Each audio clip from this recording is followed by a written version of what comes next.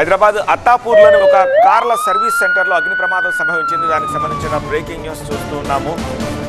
రాత్రి ఉన్నట్టుండి మంటలు పెద్ద ఎత్తున చెలరేగి పలు కార్లు తగలబడ్డాయి. పక్కనే ఉన్న అపార్ట్మెంట్ వాసులు మంటలను గమనించి ఫైర్ స్టేషన్కి సమాచారం ఇచ్చారు.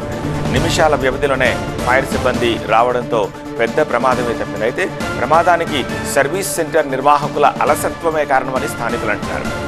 ఎవరో ఉద్దేశపూర్వకంగా ఈ పని చేసి ఉంటారని యజమానులు అనుమానిస్తున్నారు.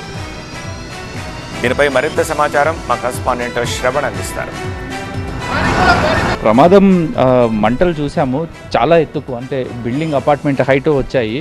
కాలనీ వాళ్ళు ఏమంటారంటే ఇక్కడ బ్యాటరీలు ఆయిల్స్ పెడతారు, స్క్రాప్లో నెగ్లిజెన్సీ అనే వినిపిస్తున్నారు. మీరు ఏం చెప్తారు దీని మీద?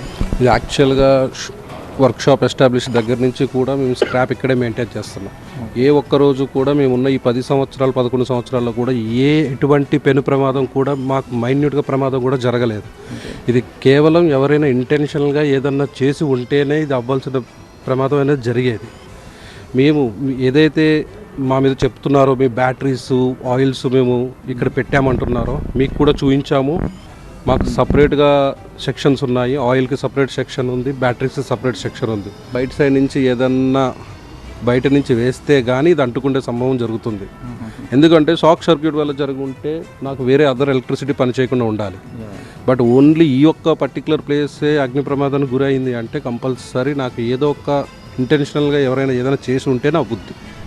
ఇది ఓవరాల్గా పరిస్థితి. ఎవరైనా ఇంటెన్షనల్గా చేశారనే అనుమానం ఉంది.